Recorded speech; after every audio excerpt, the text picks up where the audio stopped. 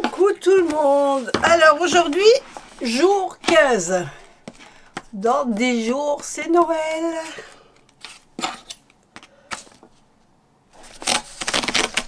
Allez, prêt pour découvrir ce que l'on a? Voyage astral.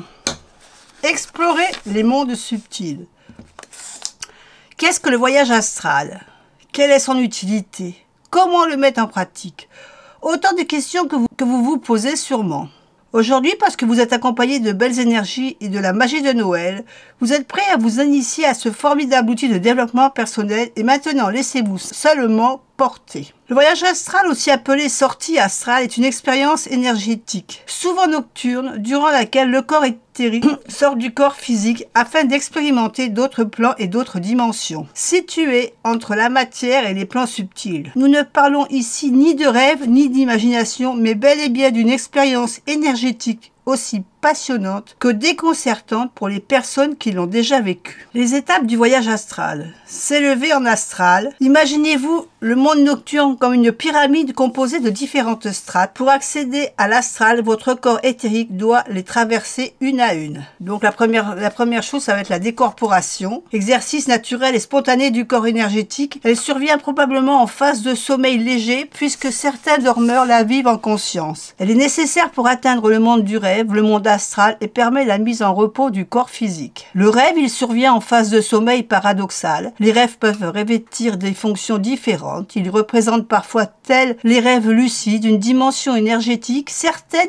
servent en quelque sorte de pont vers l'astral. L'astral, la dernière strate, le champ de conscience est élargi. Le corps éthérique peut alors explorer la dimension astrale au travers de ses états modifiés de conscience. Bien souvent, le dormeur s'arrêtera à la dimension psychique du rêve, mais parfois il se réveillera avec l'étrange sensation d'un rêve pas comme les autres, avec ce quelque chose en plus qu'il ne s'explique pas. À ce moment-là, nous pouvons penser que le dormeur a expérimenté un rêve énergétique ou voyage astral. Le retour au corps et le réveil. Le retour au corps peut être perçu et détecté par le voyageur par une sensation de chute dans le vide ou de brefs soubresauts, tout comme au moment de la décorporation. Il peut également être vécu en pleine conscience. Le voyageur a alors souvent le sentiment de réintégrer un pyjama trop étroit, métaphore fréquemment utilisée pour figurer l'inconfort du retour à la matière. Quant au réveil, il est vécu et ressenti de manière très aléatoire. Certaines personnes vont se sentir aspirées dans le corps physique, ce qui engendre souvent un réveil immédiat. D'autres redescendront strate après strate. Le retour au corps sera imperceptible et le réveil des plus habituels.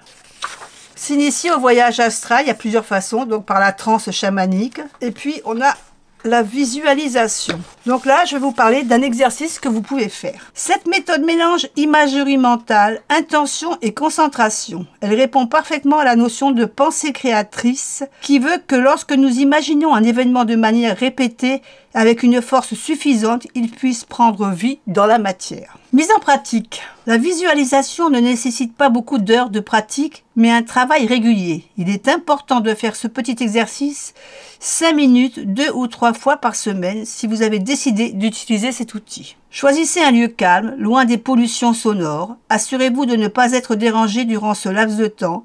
La visualisation nécessite de la concentration. Mettez-vous dans une position confortable, allongé ou assis en tailleur par exemple. Vous pouvez mettre un fond de musique douce ou un son de tambour chamanique. Fermez les yeux. Prenez idéalement 7 grandes inspirations et 7 grandes expirations. Demandez à vos guides de vous accompagner lors de cet exercice. Imaginez-vous au cœur d'une forêt, adossé à un arbre gigantesque et centenaire. Sentez son énergie vous traverser. Elle vous ancre et équilibre votre énergie pendant quelques minutes. Puis, déposez votre intention tel un mantra. Je demande à l'univers d'accéder à la dimension astrale. Si ma demande est juste et si je suis prêt, que ma demande soit exaucée. Continuez de bien respirer. Soyez à l'écoute de votre corps. Laissez défiler vos pensées parasites et continuez de vous visualiser au cœur de cette forêt. Puis, focalisez-vous sur votre plexus solaire, au niveau de l'estomac. Avez-vous des craintes, des peurs? Si tel est le cas, accueillez-les et laissez-les passer. Si elles sont trop fortes, n'insistez pas. Cessez l'exercice et recommencez plus tard. Puis, descendez au niveau de votre chakra sacré, au-dessus de votre nombril, et visualisez votre corps énergétique s'extraire de votre corps physique. Il se peut que vous éprouviez une étrange sensation au niveau du ventre. Lors de cette étape, notez vos ressentis psychiques et énergétiques. Vous pouvez rester ainsi quelques instants, puis visualiser votre corps éthérique regagnant votre corps physique. Là encore, notez vos ressentis. Une fois le corps éthérique réintégré, reprenez contact avec le grand arbre centenaire et après plusieurs inspirations et expirations, ouvrez les yeux. Cette mise en pratique peut être perturbante au départ car les ressentis sont susceptibles d'être totalement inexistants ou à contrario décuplés, surtout si la notion d'astral vous est toute nouvelle. Il s'agit d'un très bon exercice pour vous familiariser avec la décorporation et ainsi favoriser le voyage astral. Voilà, je vous ai proposé donc ce voyage astral d'Emmanuel Johnson. Je pense que c'est une visualisation à faire si on se sent prêt. Si ça vous fait peur, personnellement, je vous dirais de vous abstenir, de le faire vraiment si vous êtes OK pour le faire. Pas faut se sentir obligé de le faire pour tester. Faites-le vraiment si vous en avez envie. Ça marchera pas, on recommence. Et de toute façon, c'est une bonne façon, je pense, de méditer. Même si on n'arrive pas à faire ce voyage. Moi, je vous fais des bisous et je vous dis à demain pour une autre vidéo.